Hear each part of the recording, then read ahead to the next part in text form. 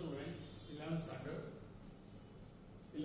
में बेटा second chapter मैंने स्टार्ट किया था dual effect of transaction and type of account. अब उसमें काफी कुछ अंडरस्टैंड करने के बाद हम लास्ट स्टेज पे आ गए हैं। इसके लास्ट स्टेज दैट मींस किसी भी ट्रांजैक्शन के दो इफेक्ट कैसे होते हैं, first effect and the second effect. मैंने इस चैप्टर के अंदर प्रैक्टिकल इतना सब कुछ नहीं है, फिर भी मैंने हर चीज को आपको प्रैक्टिकल करके समझाया। फर्स्ट मैंने आपको बताया टाइप ऑफ अकाउंट्स।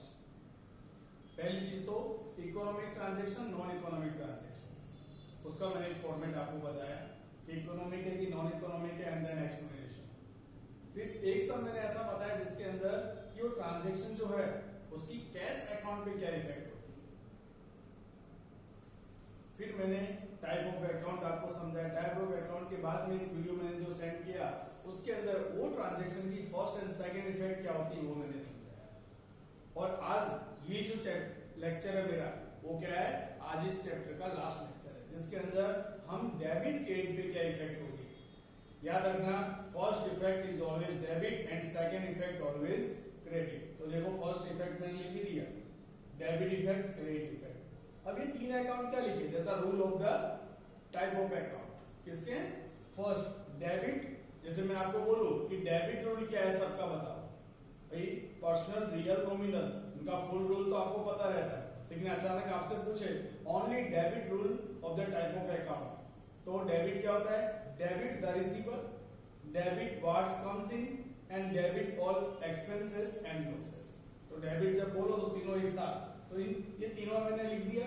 अब जो ट्रांजैक्शन आप करने जा रहे हो इन तीन में से कोई हो सकता है। दुनिया में आज तक कोई ऐसा ट्रांजैक्शन बना ही नहीं है जो इन तीन के बाहर जा सके, क्योंकि मैंने टाइप ऑफ अकाउंट समझाते समय, एक्सप्लेन करते समय आपको समझाया था कि टाइप ऑफ अकाउंट के अंदर सब कुछ आ गया। इस धरती पे कोई ऐसी चीज बाकी नहीं बची है जो टाइप ऑफ अकाउंट में इंक्लूड नहीं होती है। तो इसका मतलब ये हुआ कि कोई भी ट्रांजैक्शन इन तीन चीजों के बाहर जाने वाला नहीं है। तो मैंने पहले क्या लिखा, तीन कॉलम मैंने बनाए डेबिट के लिए, तीन कॉलम बनाए मैंने क्रेडिट के लिए। अब कौन सा ट्रांजैक्शन है वो आपको अंडरस्टैंड करना है, इन तीन में से डेबिट क्या होगा वो आपको देखना है और इसमें देखना है, ठीक है ना। चलो ट्रांजैक्शन फॉर्मेट सब मैंने अपना बनाया हुआ है। बराबर। एक बिजनेस कैसे ऑपरेट होता है, कैसे स्टार्ट होता है, वही स्ट्रेटेजी मैंने यहाँ पे भी अप्लाई की। एक बिजनेस स्टार्ट होने से लेके किस तरह की प्रोसीजर करनी है वो मैंने आपको यहाँ पे बताई, तो उसी को हम यहाँ पे फॉलो करेंगे। और ध्यान दें, सबसे पहला ट्रांजैक्शन हमारा आता है business started with capital of ₹40,000। मैंने आपको बताया था जब भी कोई ट्रांजैक्शन होगा, जब भी कोई सम होगा तो ऑलवेज सबसे पहला सेंटेंस क्या होगा, बिजनेस कमेंस, यानी कि business started with the capital of ₹so and so। आपने 50,000 40,000 इन्वेस्ट करके बिजनेस स्टार्ट किया, तो बिजनेस के पास क्या आया, cash comes in. Cash comes इन यानी कि डेबिट इफेक्ट आप लोगी यहां पे क्या लिखेंगे, डेबिट टू कैश अकाउंट। क्या, debit to cash account. Credit क्या होगा, बेनिफिट गिवर, या बेनिफिट किसने दिया, मैंने दिया, तो मैं कौन हूं यहाँ पे, कैपिटल अकाउंट। अगर मेरा नाम भी आएगा तो भी क्या आएगा, लोकेश शर्मा कैपिटल अकाउंट, ठीक है ना। तो कैपिटल अकाउंट, कैपिटल अकाउंट क्यों हुआ, यहाँ पे ओनर लिखना चाहो तो लिख सकते हो, ओनर इज गिवर। ओनर कौन है, देने वाला। तो देने वाला का जो होता है अकाउंट ऑलवेज कौन सा अकाउंट होता है, कैपिटल अकाउंट। इन दोनों में देखो नहीं आया, डैश कर दो। अब आपकी इसकी जर्नल एंट्री, अगर ये ट्रांजैक्शन थर्ड चैप्टर में होता तो खाली इफेक्ट क्या होता, cash account debit to capital account, और अमाउंट लिख देते, ट्रांजैक्शन खत्म। जो स्टूडेंट चैप्टर 2 को अच्छे से अंडरस्टैंड करेगा, थर्ड चैप्टर उसके लिए उतना ही आसान हो जाएगा, इतना ध्यान रखना। सेकंड आता है cash account deposit, cash amount, cash deposited in bank. Cash हमने बैंक में डिपॉजिट किया तो कैश गया आपके पास से, तो कैश जाएगा तो कहां लिखेंगे, तो सेकंड इफेक्ट हुई। तो पहली इफेक्ट कहां पे हो रही है, यहाँ बेनिफिट कौन रिसीव कर रहा है, बैंक। यहां लिखो डेबिट टू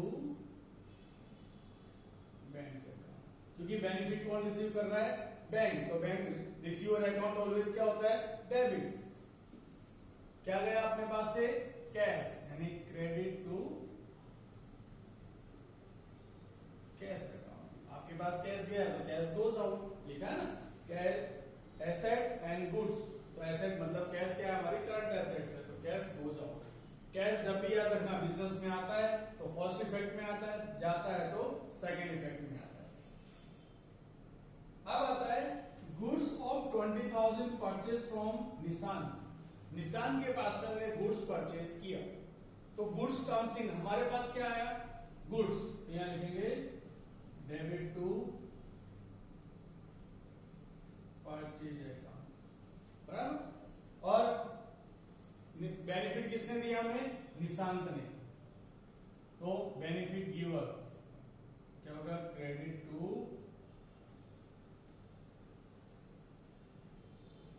निशांत अकाउंट। इन दोनों कॉलम को डैश कर दो। फिर आता है goods of ₹10,000 sold to Harpal.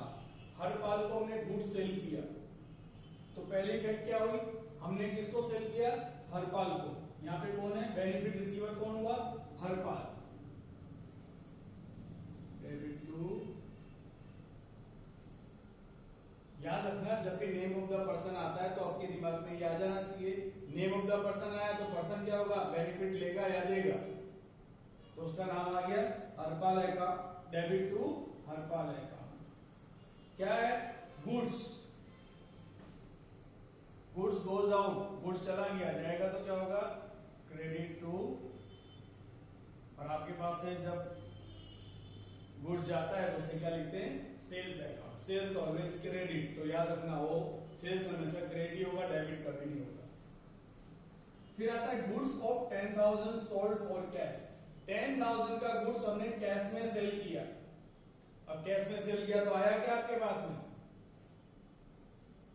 Debit to cash comes in, आपके पास से कैश आया तो कैश अकाउंट आया, डैश गया क्या, गुड्स गोज आउट,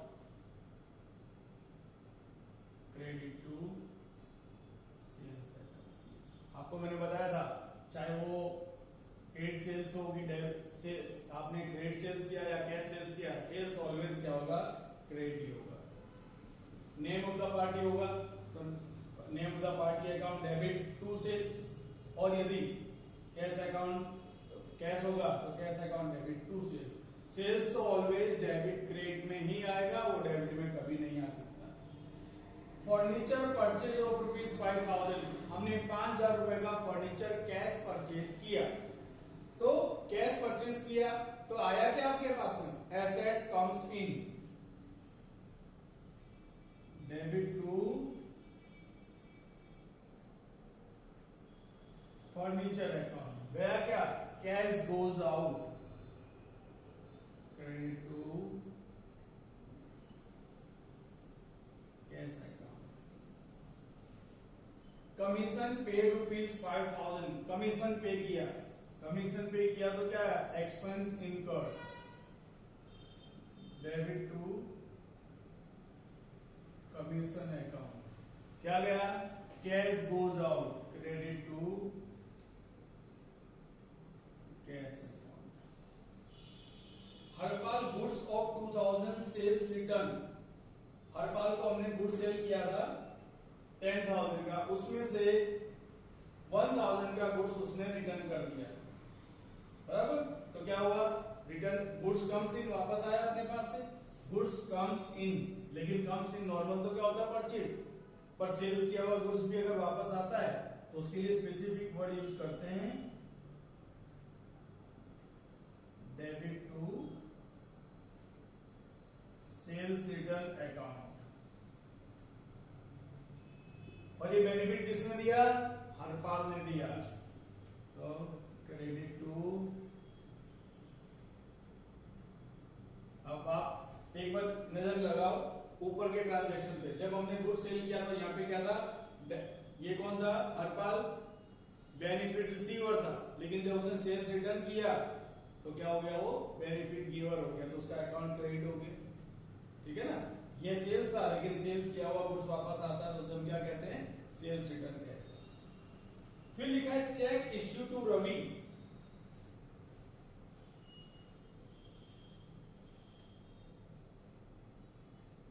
रवि की जगह लिखो Nishan. Cheque issue to Nishan for 20,000। क्यों हमने इश्यू किया, निशान के पास से हमने थर्ड ट्रांजैक्शन में हमने गुड्स परचेज किया था, तो पेमेंट तो बाकी है ना उसको देने का, हम पेमेंट करेंगे। तो चेक इश्यू, मैंने चेक उसके नाम का लिख के दिया। बेनिफिट रिसीव कौन कर रहा है, निशान, तो क्या लिखेंगे, डेबिट टू निशांत अकाउंट, बराबर। और क्या दिया, चेक, आपका पेमेंट किससे होगा, चेक से, तो क्रेडिट टू, ठीक है ना। जैसे आप चेक देते हो, जैसे कोई भी स्टूडेंट मुझे फीस का चेक देता है तो मैं बैंक में जमा करता हूँ, ठीक है ना, बैंक में डिपॉजिट करूंगा तो मेरे बैंक में कैश आएगा, उसी तरह से किस में जाएगा, बैंक अकाउंट के अंदर। और लास्ट में लिखा है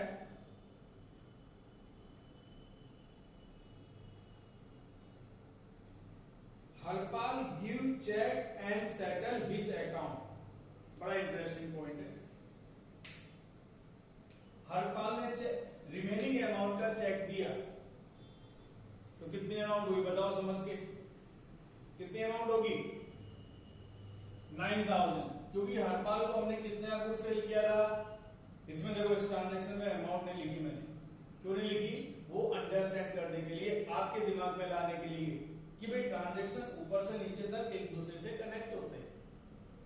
यहाँ फोर्थ ट्रांजैक्शन में देखो हरपाल को हमने 10,000 का गुड्स सेल किया था। अब 4,000 में से हम क्या करेंगे, एक डेट को हरपाल ने 1,000 रुपए का गुड्स उसमें से वापस कर दिया। फॉर एग्जाम्पल मैंने हरपाल को सेल किया 10,000 का गुड्स, हरपाल ने उसमें से 1,000 मुझे वापस कर दिया। अब मैं उसे किससे कितने पैसे मांगता हूं, तो उसने क्या लिखा, Harpal give a cheque, Harpal ने चेक दिया मुझे और अपना अकाउंट सेटल कर दिया। कितने का चेक दिया होगा उसने, 9,000 रुपीज। 9,000 क्यों, क्योंकि मैंने सेल किया था 10,000 का गुड्स, उसमें से 1,000 रिटर्न कर दिया, तो 9,000 का। अब यहाँ पे बेनिफिट रिसीवर कौन है, मैं, यानी यहाँ पे पैसा आया तो क्या होगा, comes in, cash comes in,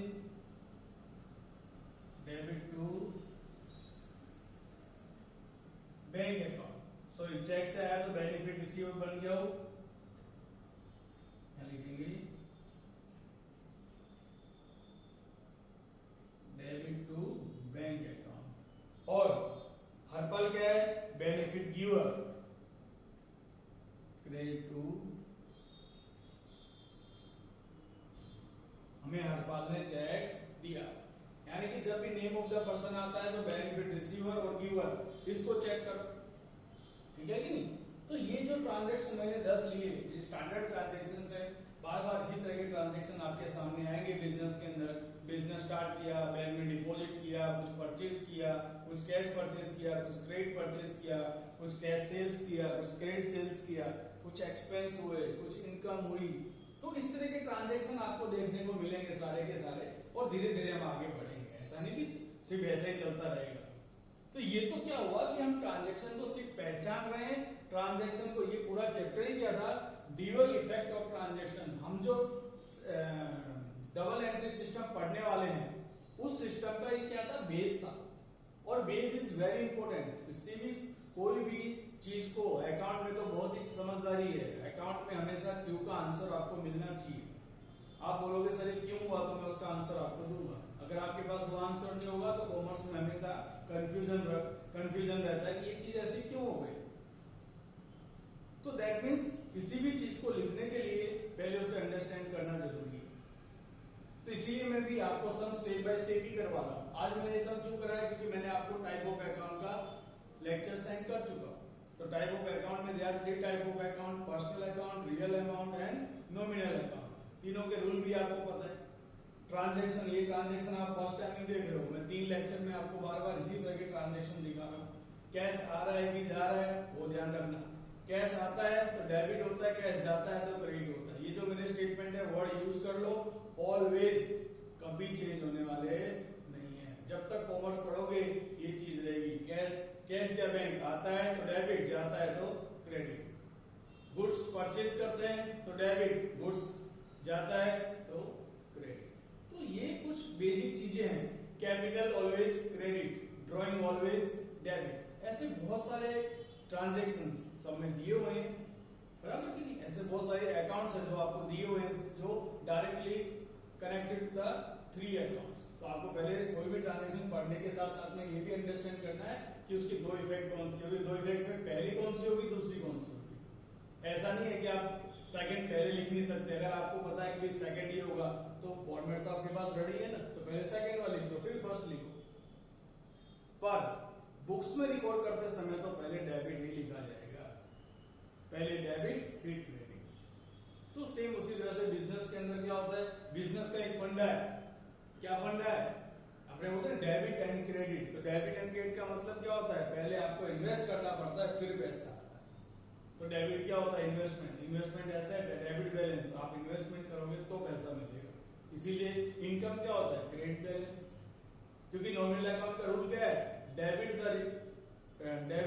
all expenses and income और losses, sorry debit all expenses and losses and credit all income and gain। तो ये सभी तीन अकाउंट को अगर प्रॉपर्ली आप अंडरस्टैंड कर लो तो सारे रूल्स रेगुलेशन इसी थ्री अकाउंट के अंदर छुपे हुए हैं। तो ये चैप्टर हमारा आज यहाँ पे पूरा होता है। एक्सरसाइज के अंदर दो सम आपको दिए गए हैं, दोनों सम आपको सॉल्व करने हैं, इसी मेथड से सॉल्व करने हैं। उसके अंदर उसके अलावा इलस्ट्रेशन भी दिए, कुछ एग्जांपल्स वो आपको होमवर्क में दिए जाएंगे, वो आपको सॉल्व करने हैं। फिर हमारा चैप्टर खत्म हो जाएगा और ये चैप्टर खत्म होने के बाद आपका स्टार्ट होगा चैप्टर स्टेट में chapter number 4। It's the most important chapter. जैसे सेंट्रल टेंडेंसी उसी तरह से चैप्टर